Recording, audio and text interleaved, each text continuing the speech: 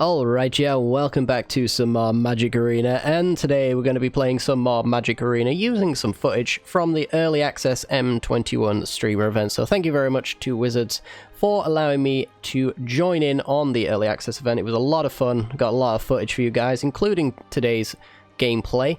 I should mention as well, my voice is a little bit nasally right now because I'm not feeling particularly well. However, during the recording, my voice is a little bit better, so don't worry. If you don't like what my voice sounds like now, you only have to put up with it for the deck tech portion.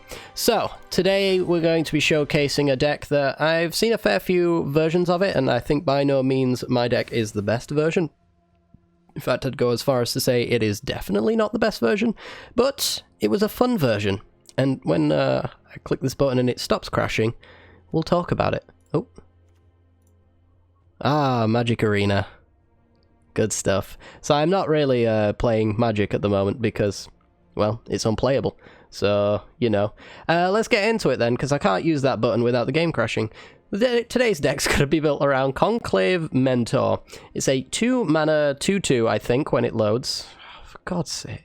And it says whenever one more +1/+1 counters will be placed on a creature you control, that many that many +1/+1 counters +1 I put on a creature instead.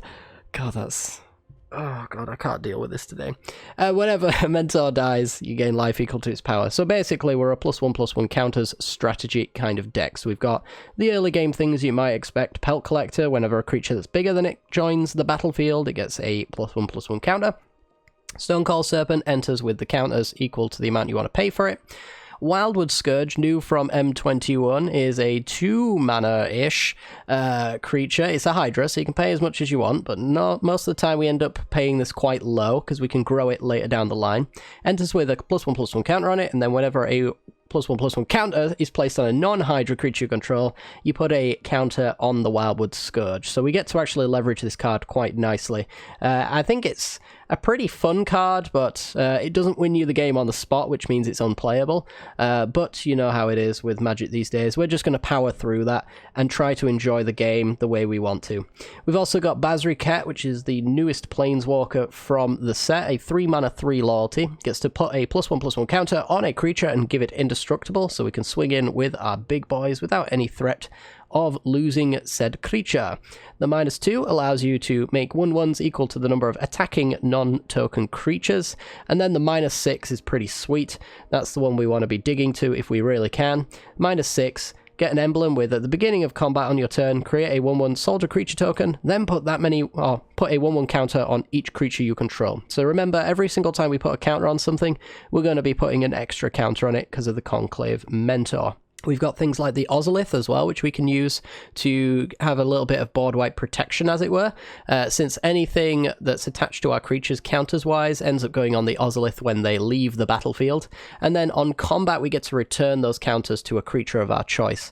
If we have the Mentor out, then if we have +1/+1 counters to return, we'll return an additional one as well. So if there's 3 counters on the Ozolith, it'll be 4 with a Conclave Mentor out. We also have Venerated Loxodon and Ajani the Great-Hearted for that mass counters synergy that we're going to be trying to go for here. It's really good with the Wildwood Scourge. You're going to see this card do a lot of fun stuff today. So essentially, Ajani puts a counter on each creature you control. So 2 counters on each creature, which is nice. And Venerated Loxodon puts a counter on each creature it's used to convoke. So we're going to probably try and tap down our entire board to get 5 +1/+1 counters, or 10 +1/+1 counters if we've got the Mentor out. But other than that, it's a pretty simple deck. Huatley's Raptor to proliferate. We've got lots of Planeswalkers to play around with. We've got lots of counters, so the proliferate is just absolutely god tier in this deck. And it's a 2/3 vigilance for 2, so it's actually not the worst body at all. It's a pretty good target for getting counters on it as well. So yeah, if you do enjoy the content, then make sure to hit that like button and subscribe. As I mentioned, this voice will not be the voice you're hearing later. It'll be a slightly more pained, but more capable of speaking voice anyway. I'm surprised I haven't sniffled and coughed, to be honest, he says, having to clear his throat. But anyway, yeah, like and subscribe, hit that bell icon, you know the drill, let's get to it. This video is brought to you by the generous support of our wonderful patrons and channel members that you see here. If you'd like to support the channel and get access to cool content like sneak peeks, bonus videos, polls on future content, or access to a personal deck critique from myself every month, then hit the join button down below, or check out the Patreon link in the description. with all that said, let's get into the gameplay.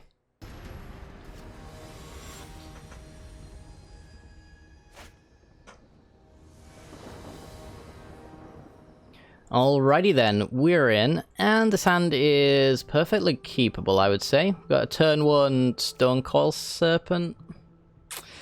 Where do we want to go with this? I think we want to go turn 1 Stonecoil Serpent, turn 2 Scourge, turn 3 Raptor and Ozolith. It's probably something like that. Does rely on us actually drawing a land, but I'm sure we can do that, right? Right? Right. Okay, so land 1/1. Good stuff. Not the most powerful thing in the world, and our opponent has done nothing, which very much surprises me. Alright, so we'll make another 1/1. And we'll pass the turn. Next turn we get to go Ozolith to protect our creatures. Opponent's done nothing again. Oof.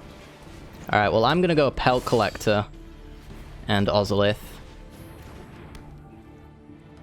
And we're going to wait on this one. I reckon give our opponent a chance to play some games. Here we go. Cultivate. So they're a ramp deck that couldn't find their third land. No more issues now. So hopefully we can get there with this. We're going to go with the Huatley's Raptor. And we're going to do some big proliferating. So we put the counter on Pelt Collector. And then we proliferate. Because we put a counter on the Pelt Collector, the Scourge gets a counter. And because we put a counter on everything from the proliferate, the Scourge gets more counters. So now we have a decent attacking force. We might as well swing like this. If they want to just keep their blocker around, they have to take the extra damage. And then next turn we've got the Gideon, which comes in as a 4/4 to pump the Pelt Collector, because the Pelt Collector gets pumped. So does the Scourge and becomes a 6/6. And yeah, I think that's that might be all she wrote. How many, what do you give? Lifelink, Vigilance, Indestructible. Ooh, Basri's Lieutenant. Doesn't quite work for at least the pump synergy we want. So let's pump the Pelt Collector, make a Trampler. Tick up on... what we're likely going to want here. Vigilance on the Scourge? I guess it doesn't really matter. I don't think we need the lifelink, and the indestructible's not going to matter. So swing, swing, swing, swing. Yeah, just get in with everything. Couple of profitable blocks. And a not so profitable block. Okay, just the not so profitable block. So we could have gone with the Basri's Lieutenant to put a counter on this. It wouldn't have proliferated the... oh, we lose. Or do we, actually?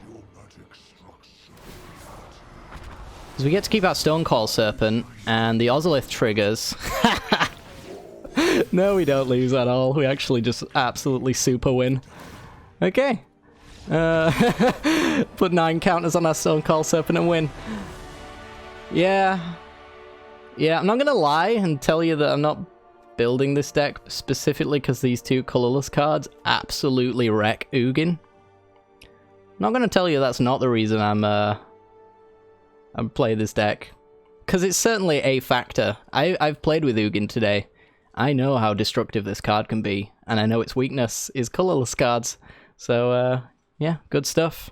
Let's move on to the next game.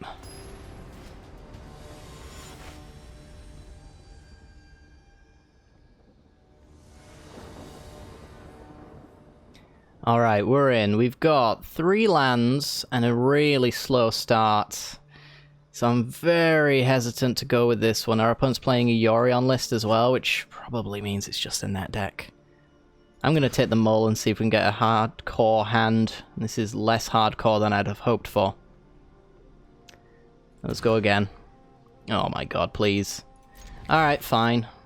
Get rid of you, get rid of you. And just hope that we'll draw anything good. So our opponent's playing around with the Yorion Sky Nomad deck. It's actually a teamer list. Alright. My opinion of you, opponent, has risen. I'm not gonna sit here and tell you that my opinion of our opponent the moment I saw Yorion was trash. But now it's good. Now it's a Teemo Yorion list. It's actually a multicolored, 4-colored Yorion list. Now I'm interested. I'm very invested in what my opponent wants to do, and I like them a lot. Whatever you're doing, opponent, I approve. Cetessan Champion. You're my favorite human being. Okay, from here, what do we want to go with? We've got Basri Ket, who doesn't really do anything good for us, unfortunately. In fact, he's probably likely to bite the dust pretty hard. This will go with a Gideon. Just tick up on you. It doesn't really matter. We're not going to attack. I'm not going to waste my opponent's time. But now they have to play some enchantments to pump the Cetessan Champion. And enchantments they shall cast. We're playing against the Shrines. Also known as the Hondens. To those who have been in this area one too many times. Alright, so this leaves me with enough to actually go with a Venerated Loxodon. That's not too bad. So they're gaining mana, and they've got the ability to tap creatures. 5-color Hondens. Such a tough spot to be in. I guess we could make some tokens by doing this. Go for the minus. Give Indestructible to the Pelt Collector. It's a weird line, but I'm up for the fun of it. Yay, we get to keep our 1/1s. More for the proliferating. That was all I hoped for, really. Alright, so they don't get the Hondens because we're not in Historic, so they're only going to get the Sanctums, technically, but they seem to be popping off just fine. Nonetheless, going for the 80 cards so that they can justify 4 of each, I'm assuming. So now, at the beginning of their pre-combat main phase, we lose 3, and they gain 3. They also have a really cheap tap, and they also gain 3 mana every turn as well. Looks like they might be gaining 4 at this rate, if they've got another Sanctum.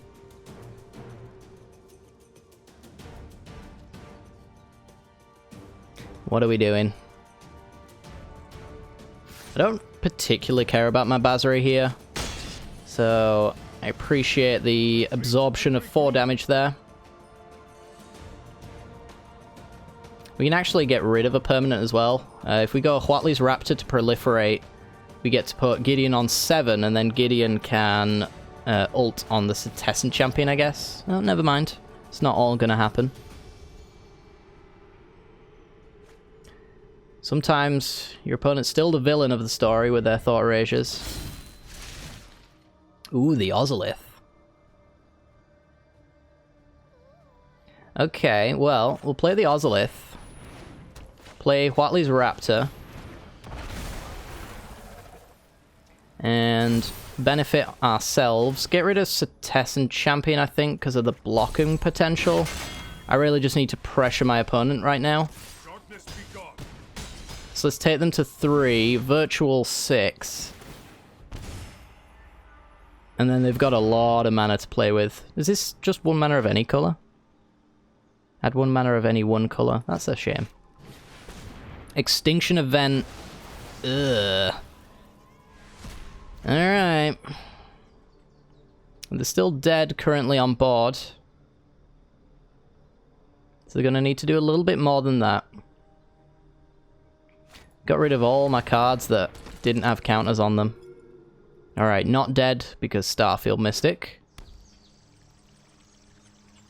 Oh, also, what's their tap amount as well? Yeah, they can do a tap as well. Alright, fair enough. We'll do an X3 Wildwood Scourge. Really don't want to see another Extinction Event. That would be unfortunate. Give this Vigilance, I guess.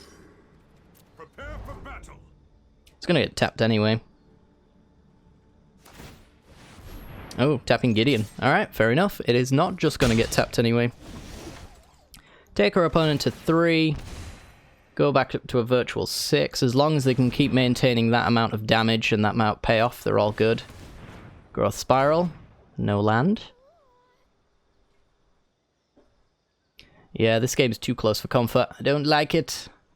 If I can proliferate the Pelt Collector, I get Trample, which is nice. Also, get the Scourge up a little bit bigger as well. It's definitely relevant. I've got good enough blockers to keep Gideon around.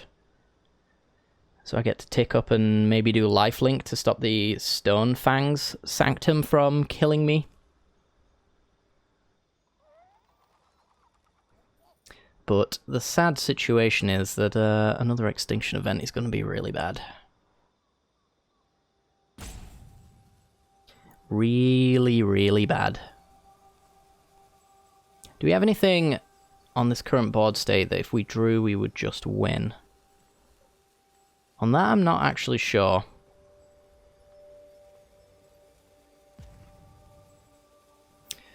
They've definitely got the potential to stabilize just because of the Sanctum of Tranquil Light. I think this is actually low-key their best Sanctum right now. Yeah, they're just going to pass with a double tap. So, worst case scenario, they block with the Starfield Mystic. Conclave Mentor. It's a card that I like. It's not a card that wins me the game, though. So we'll play it. We will indestructiblify this card. No, we'll vigilance it. It's all going to get tapped anyway. Again, as I mentioned. So that gets tapped. That gets tapped. They're taking 3, so no need to block. And we keep going. I wanted to kill their card advantage, which is why I went for the Tessin Champion, but it's feeling like Sanctum of Tranquil Light is actually maybe the more annoying one right here that I should have killed. I don't know. Yorion doesn't seem to do anything. I think it's just a 4/5, right? That's all you've got it in your deck for? I suppose actually with Tessin Champion it triggers Constellation when they all re-enter. So that's fair. Legend Rule. Trigger the Starfield Mystic. Very cool deck from our opponent. Would be an honor to lose to you. But hopefully we have at least a good fight. Hopefully this is not where the good cards stop flowing. And we just find ourselves losing. Which I fear might be the case, to be honest.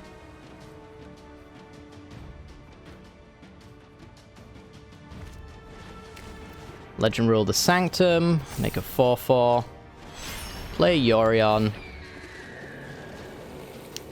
And yeah, they got some decent power. Ooh, Johnny. Johnny's very good. They've tapped out. We put 2 counters on everything, which is more on the Scourge. We got Vigilance, so we'll give this Lifelink. That might have been our best possible draw, to be honest. And I'm getting in with the Mentor as well. Oh my god. We found it out. Jeez. I guess that was the card we were looking for.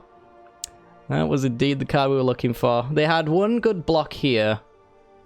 And then that's really it. They block here and then they're just dead. Tapping Outrus really did it to them. I mean, how much did they tap out for? They paid 5 mana there and then they did the Yorion as well. It's hard to tell because this Sanctum was also making mana. And this is doing cost reduction. It's hard to tell on how much mana they could have had if they didn't go for the 2 counters on the Mystic, but I feel like they would have been able to survive if they just held open this Sanctum of Tranquil Light anyway. That's just my sneaky suspicion. I imagine it was the case, but well, cool deck, opponent. Cool deck.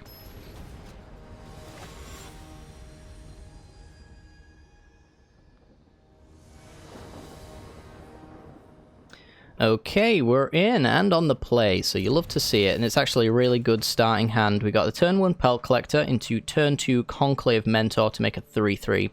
Opponent's playing Kahira, which does have the word cat written in it, so it's a pretty big giveaway as to what our opponent's doing. Cat tribal. So we'll see what they've got. At least we know that everything they're going to play. Yeah, Abzan colors also very cat-like. I've tried building cats in the past, and prior to this particular set, Abzan is the way to go. Garrison cat. Okay. And charmed stray. With very little synergy, so we're gonna go with a 2-counted Scourge. Which enters as a 3-3 thanks to the Mentor, and we're not gonna trade off the Mentor, but we're absolutely getting in with that Pelt Collector. So get rid of the cat, which is totally fine by me, because it makes a human token which does not get the benefits from cards like Kahira, if that is indeed what they've got next turn. And then after that, now we're just popping off. Now we've got the nut draw. I think our opponent missed their land drop, unfortunately. I'm so sorry, opponent. But we get 2 counters on everything, and then Wildwood Scourge gets 4 counters, because of these 2 creatures both getting counters. Yeah. It's a thing. 9/9 Vigilance on turn 4. Also, trampling. And yeah, there's all sorts going on here. I think we've won. I think is all I really need to say in the matter. So we get a lot of counters. So we're gonna go 5 counters here, which pumps the Scourge. Which just pumps everything. We're gonna minus. We'll give a good game to our opponent. So 21 powered on turn 5, Wildwood Scourge. Minus 25. That was our nut draw. It seems pretty good. I'm gonna put it out there, but I mean, I shouldn't really good game my opponent. There's no way they had a good game. I get upset when people do that. I apologize, opponent. It was not a good game, but we did cool things. So it is what it is. All right, next game.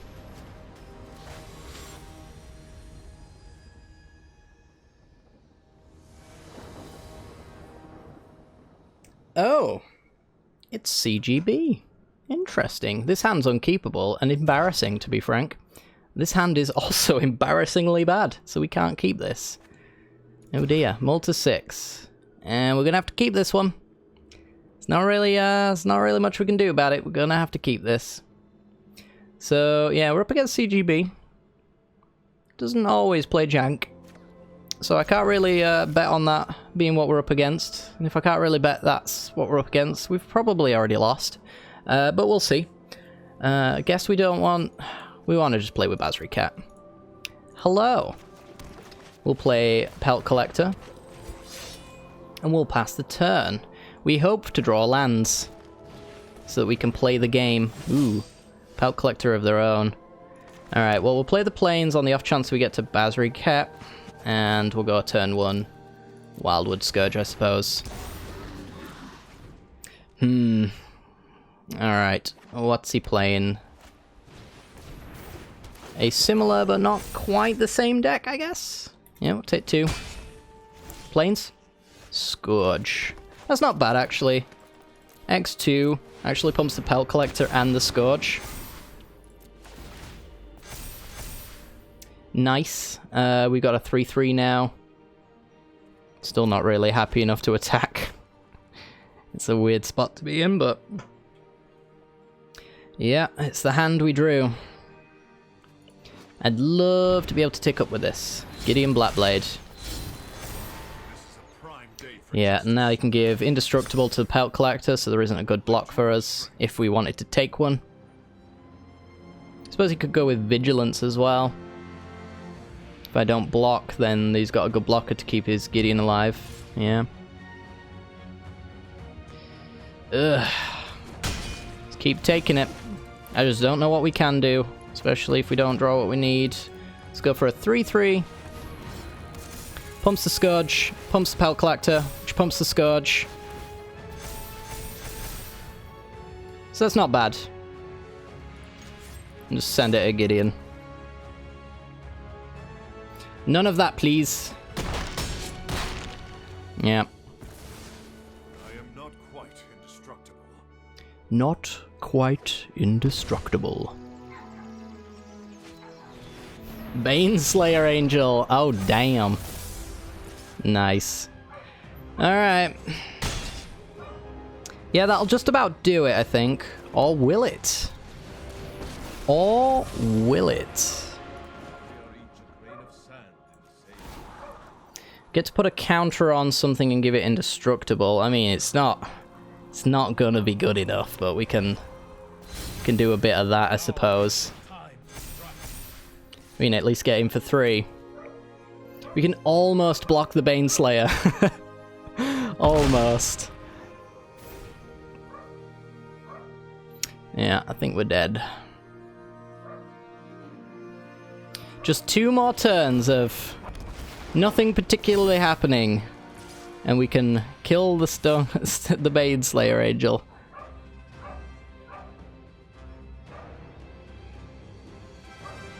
If they do get him with a Pelt Collector, I might block with the Scourge, because when it dies, Pelt Collector will trigger, which means the Scourge triggers. But, I mean, it's just not good enough. I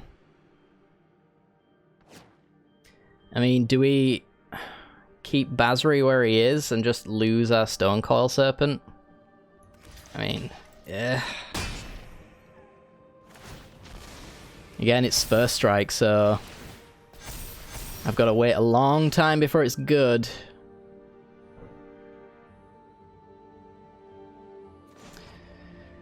We can make some tokens, but they get blocked extremely easily. So I guess we just do a bit of that. Bit of that. Send you in. Yeah, it doesn't even matter sending you in. Yeah, we're just done. We are just done.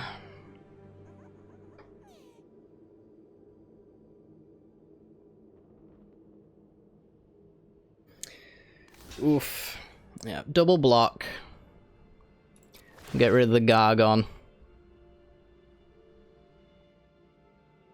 Oh, the Gargaroth, actually. Sorry, not the Gargon. Dies, Pelt Collector gets triggered. On both ends. And we are dead. We will shift enter, as it will not let us do anything at that point. And we accept the damage that is coming through. No blocks. Baneslayer Angel, man. Forgot about that card, but that pretty much hard counters us. Pretty much hard counters us big time. Oh well.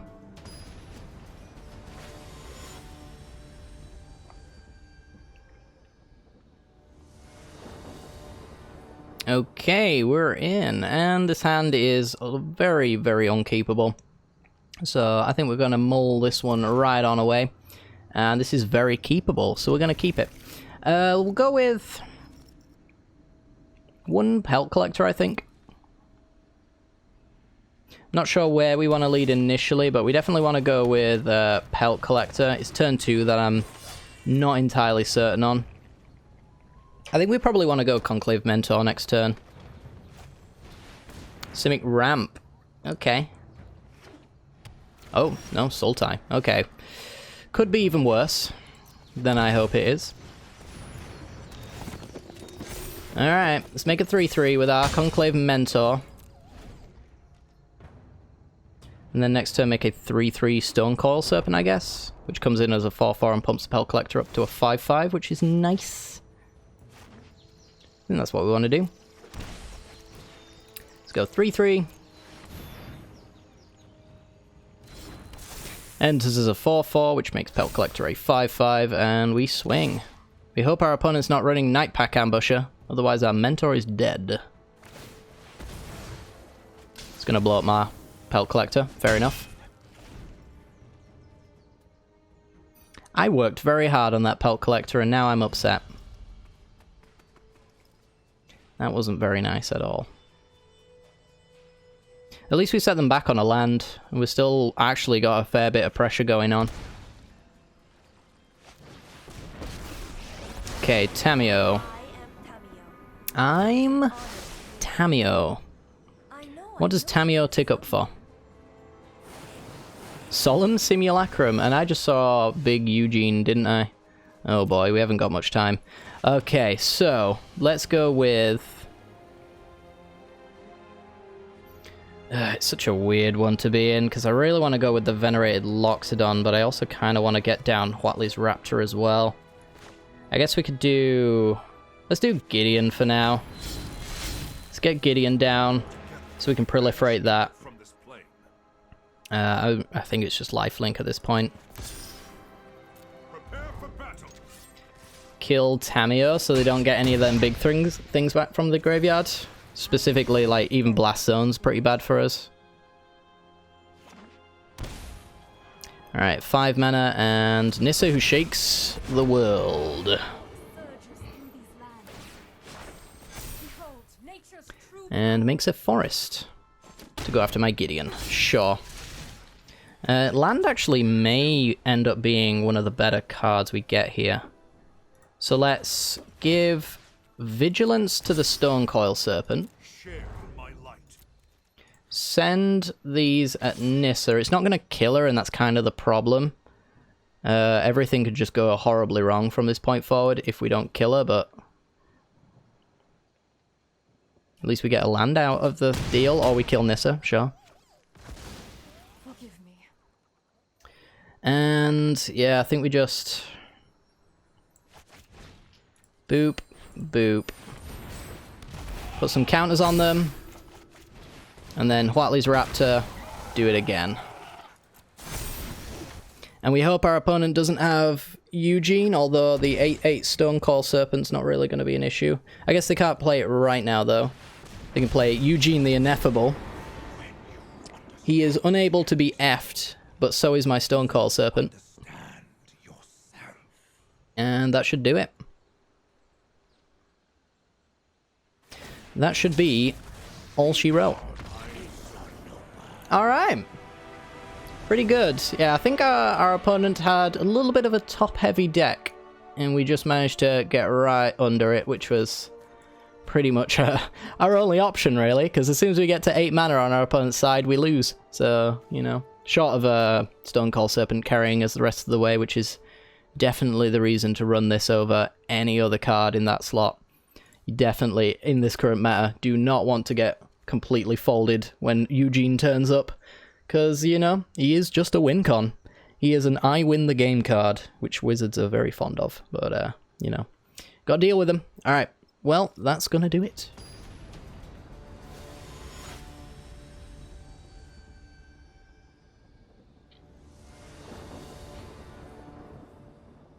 Oh my goodness! It's Amy, the Amazonian. Can we keep this hand? It's real slow, but I think we can keep this hand. It's got cool cards in it. It doesn't have any of the new cards, though. That's kind of got me wanting to mull. I just want to mull because there's no new cards in it, but I think I'm going to keep this. Hello!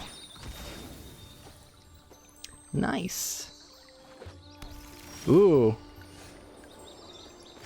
Bam. 1 mana, Stonecoil Serpent. Go. Is Amy going to be playing tokens? Ooh, it's white-black, Birth of Meletus. Alright, okay. Do we go with the Huatli's Raptor here? I think we do, because we want to set up the Venerated Loxodon. And we might as well pump up the Stonecoil Serpent while we're at it. So next turn we've got a Loxodon to come down. I would really love the Conclave lady, but she ain't here, so gotta deal with what we've got. Hey, would you look at that? Ask, and ye shall receive. Conclave Mentor. Coming on down. And we'll swing in for 2 damage, and hope she lives. Omen of the Sun. Ooh. I do not know what Amy's playing. Mardu. Transmograph... Oh. Oh. That's a massacre worm. You just massacred me. Chat was just massacred. Oh boy. I'm baffled. This is just first time seeing that card so far. Well, not in my entire life, of course, but let's just get down the Wildwood Scourge so that the Venerated Loxodon can do some cool things, I suppose. So they're setting up the wooden ones essentially so that Massacre Worm can do its thing. No! My Scourge! It was going to be big! I wanted it to be bigger than it is now. It was not meant to be. Alright, yeah. Yeah, I think we're just dead. I think we is dead. I guess I'll counter up this thing. And yeah, you just cannot really come back from a transmogrify into a Massacre Worm. So I'm guessing that she's got no other creatures, and that's kind of like on the list of near guaranteed things at the very least. If not the only creature you can hit. We'll take it again. I mean, we're dead if they Massacre Worm again, but we just gotta, we gotta do this. We get to Loxodon. We don't get to a Johnny, so we're just gonna Johnny. Get my kitty friend out there.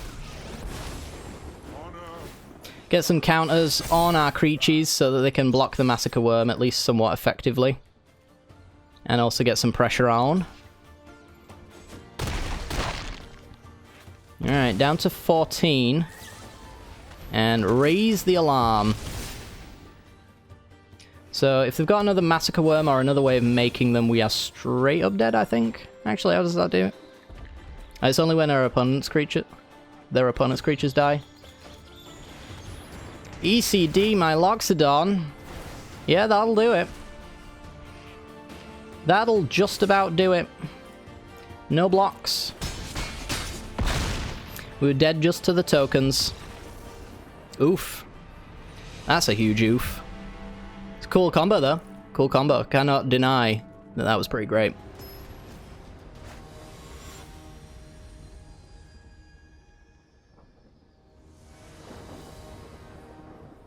Okay, we're in. And I think this hand's okay. It's got a turn 2, turn 3, turn 4 play, and actually this turn 4 play is pretty good. It's gonna be iffy, though. Yeah, I mean, the only real upside that we could have had on a draw there was a turn 1 play that made us a little bit faster, and Pelt Collector is specifically what we want. Agonizing Remorse is specifically what we don't want. Goodbye, Mentor. Goodbye. I'm sure they'll take Mentor anyway. Maybe they take the Scourge. I don't know. They're certainly toughing it out internally. I could even see an argument for a Johnny if they've got no Planeswalker removal in hand, but yeah, they go for the build around card, which is sad. It's very sad. Alright, we'll get him for 1. Not going to be able to change that fact with a turn 2 Scourge here, unfortunately. Oh, come on. Goodbye, turn 3 play. And Scry. Hello, turn 3 play. Alright, Basri. How's it going, bud? I think we actually might make a token here, since next turn we get a Johnny.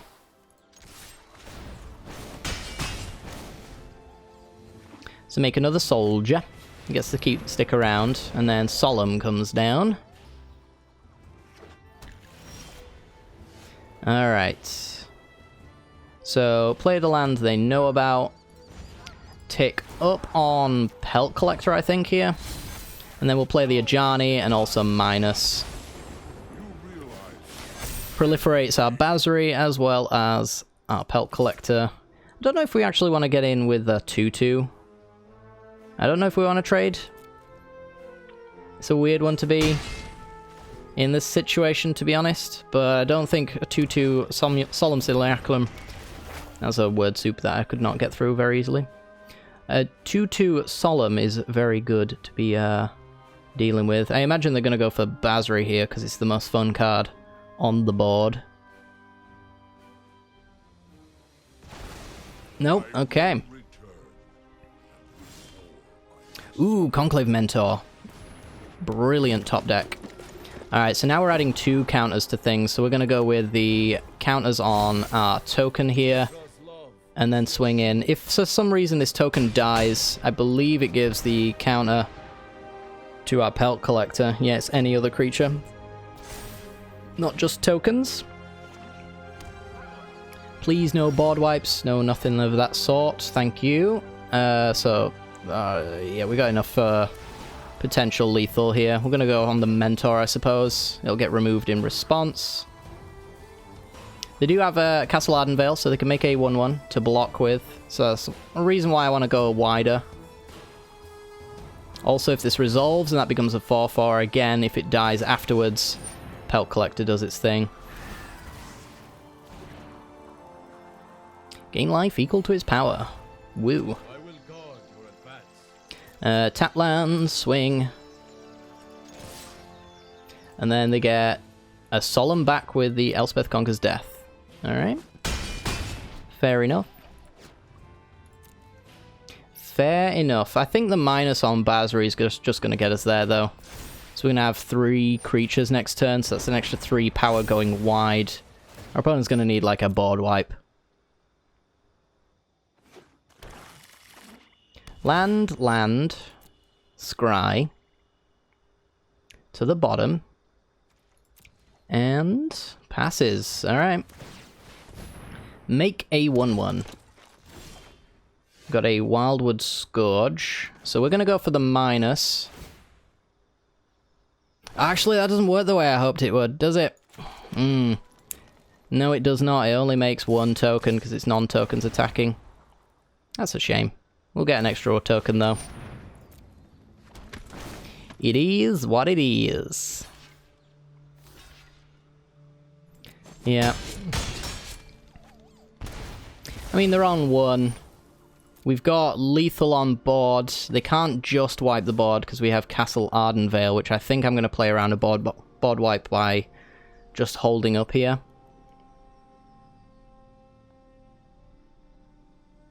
And then, what have you got? Yeah, I should have read Basri Ket a little bit more, because I think I would have probably ticked up had I known that I was only going to get 1 token. Alright, 4 cards in hand. Big board of tokens. Agonizing Remorse punishes me for keeping the card in hand, but they lose 1 life and lose. That's what you get for using Hand Disruption, opponent. Punished. Karma. Live by the disruption. Die by the disruption. Yeah, they basically just kind of stole and killed things.